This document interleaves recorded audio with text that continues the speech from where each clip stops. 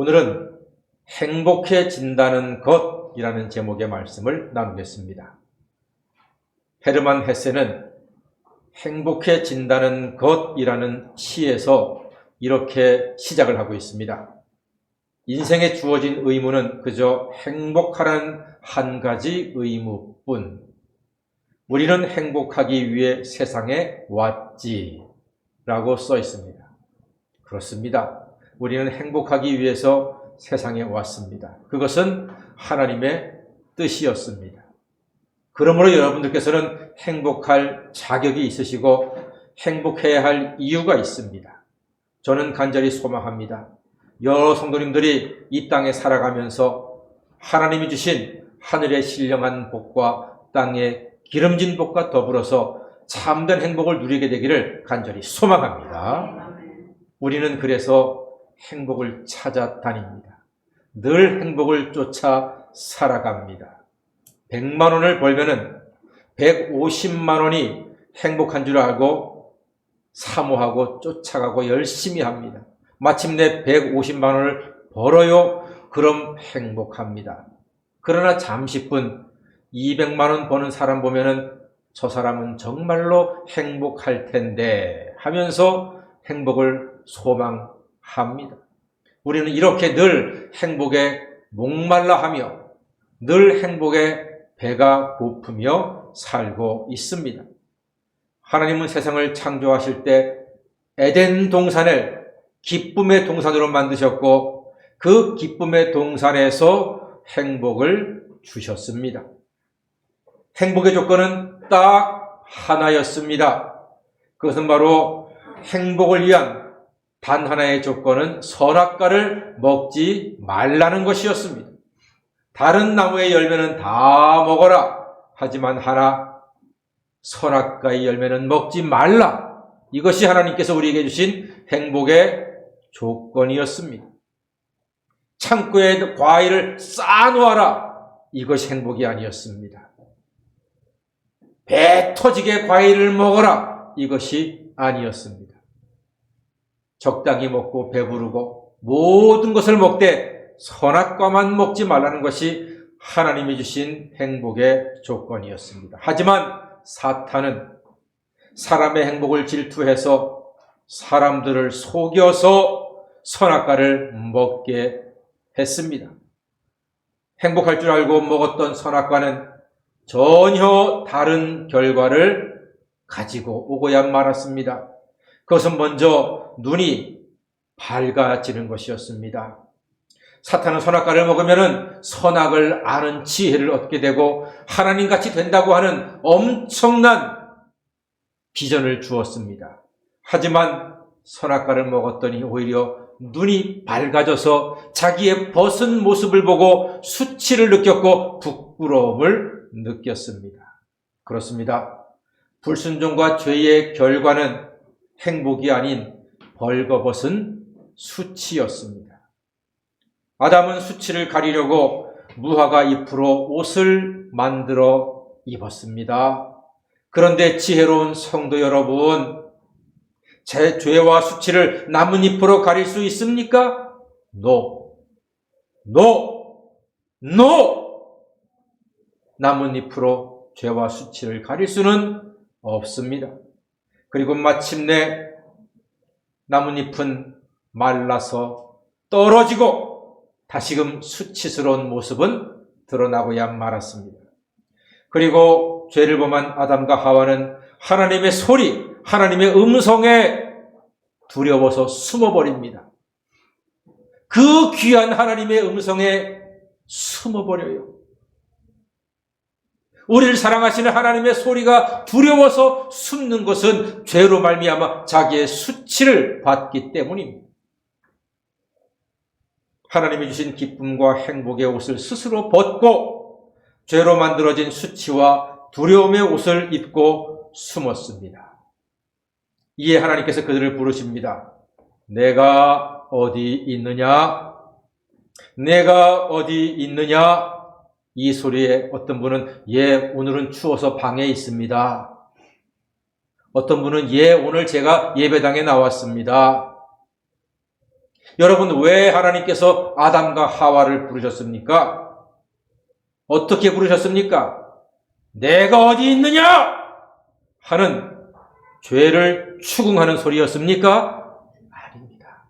내가 어디 있느냐 하는 죄를 씻고 회개할 기회를 주시려고 하는 하나님의 사랑의 음성이었습니다. 그러나 사람은 회개 대신에 나뭇잎으로 수치를 가렸습니다. 제가 초등학교 5학년 때 저희 집 바로 가까운데 구멍가게가 하나 있었습니다. 하루는 제가 엄마한테 달라고 해서 50원짜리를 손에 들고 가게에 가서 40원어치 과자를 사고 10원을 거슬러 받았습니다. 그리고 신나게 밖에 나와서 손을 딱 폈는데 기적이 일어났습니다. 분명히 저는 10원을 달라고 받아야 하는데 세상에 50원짜리가 그대로 있는 거예요. 할렐루야! 기적이 일어났습니다. 무슨 기적입니까? 가게 할머니가 눈이 어두우셔가지고 10원을 거슬러 주셔야 되는데 50원을 거슬러 주신 거예요. 와, 이런 기적이 어디 있습니까, 여러분?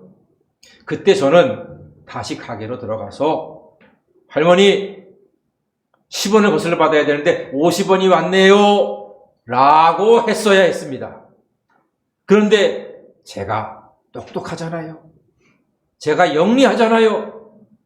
이 생각이 드는 거예요. 이거 내가 훔친 거 아닌데?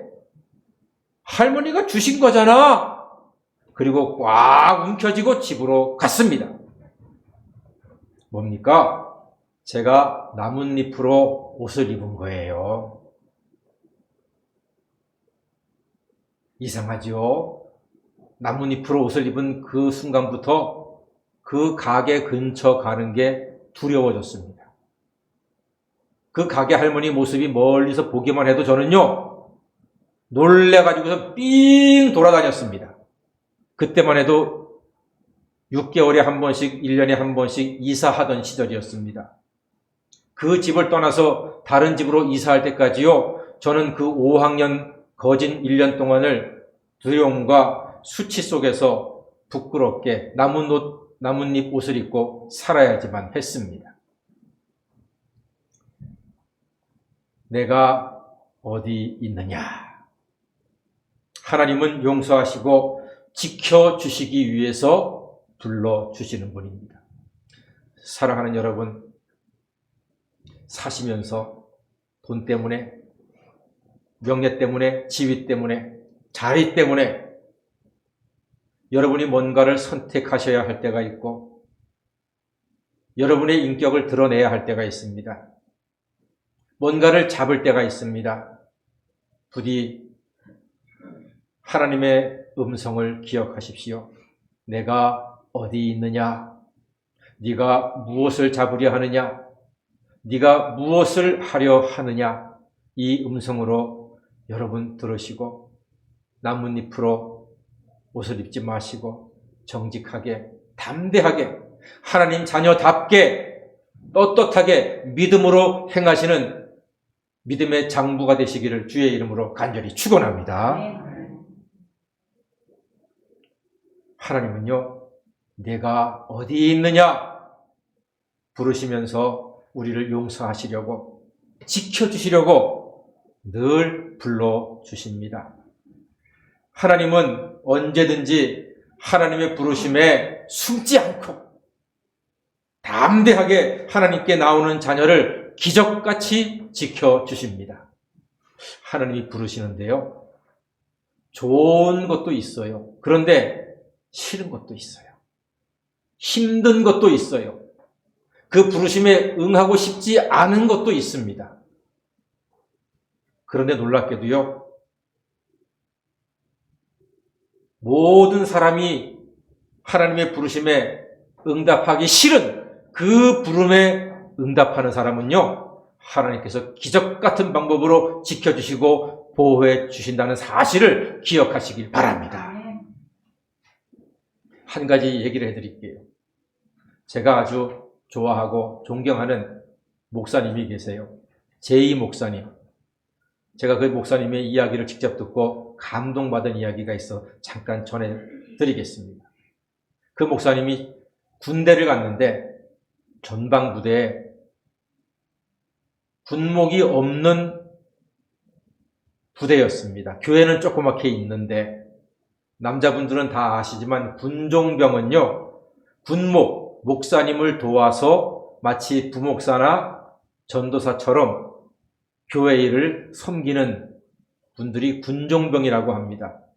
이 군종병을 하면요, 목사님이 계신 큰 부대의 군종병은 그래도 대접받고 대우받고 괜찮아요. 근데 조그만 교회 군종병들, 전방에 멀리 떨어져서 군목 목사님이 자주 못 오는 그런 교회 군종병은요, 힘들어요. 그런데 이 목사님이 군종병으로 부름을 받았습니다. 근데 기쁨으로 응했습니다. 하나님께서 당신을 부른다는 그런 소명과 확신을 가지고 군종병이 되었습니다. 전방부대는요, 부대 훈련 똑같이 하면서 또 군종병을 해야 되니까 두 가지 일을 해야 돼요. 예를 들어서 이런 거예요. 밤에 보초를 쓰잖아요. 그럼 자기도 보초를 써, 군종병도. 그리고 잠 못 자고 또 커피를 끓여가지고 다니면서 보초병들을 위로하고 기도해주고 막 그런 일을 하니까 얼마나 힘들겠습니까? 근데 이분이요, 좀 유별난 분이에요. 예를 들어서 이런 분입니다. 휴가를 나와요. 그럼 보름 휴가를 나오면 중간에 주일이 한번 껴 있거든요. 그럼 그 주일을 자기 부대에 가서 예배를 드리는 사람이야. 이 남자분들, 이거 제정신이에요, 아니에요? 그거 제정신 아니에요. 이분은 그렇게 헌신했던 분입니다. 자기에게 맡길 일은 정말로 목숨처럼 헌신했던 그러한 목사님이셨어요. 남자들은 알아요. 그게 얼마나 엄청난 일인지. 남자들은요, 밖에 나오면은 자기 있던 부대 향해서 소변도 보지 않습니다. 그런데 주일날 찾아가서 예배를 드리고 또 휴가를 이어갔던 사람입니다. 하루는 이런 일이 있었어요. 야간 훈련이 있었어요. 트럭을 타고 부대를 떠나 훈련지로 가는데 초소에서 트럭을 딱 세우는 거예요. 여기 장일병 있나? 예.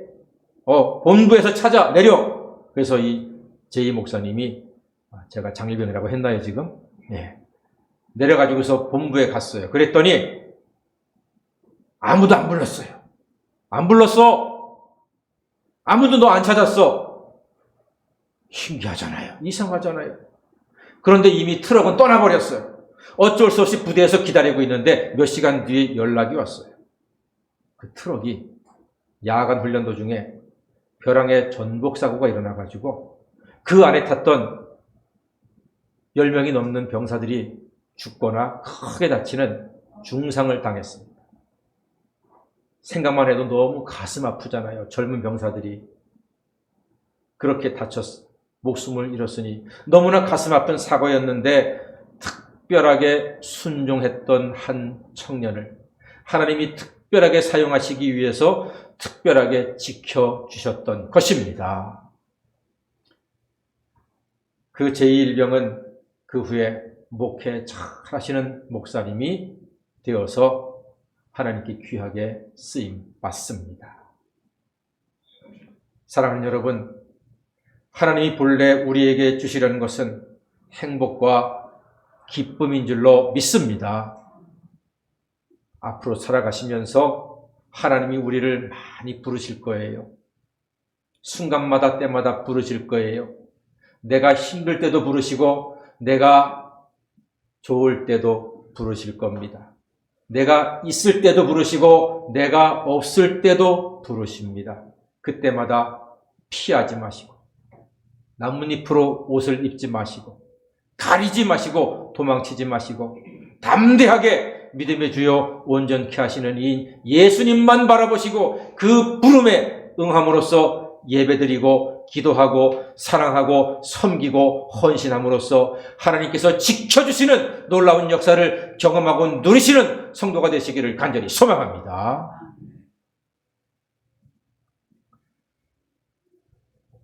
하나님께서는 내가 어디 있느냐 부르십니다.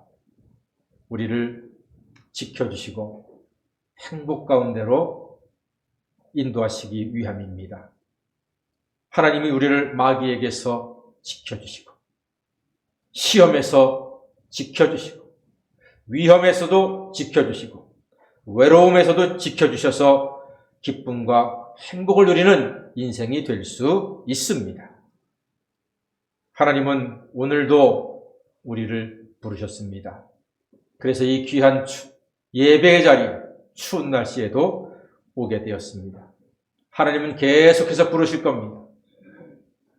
가을바람에 뒹구는 낙엽을 통해서도 우리를 부르십니다.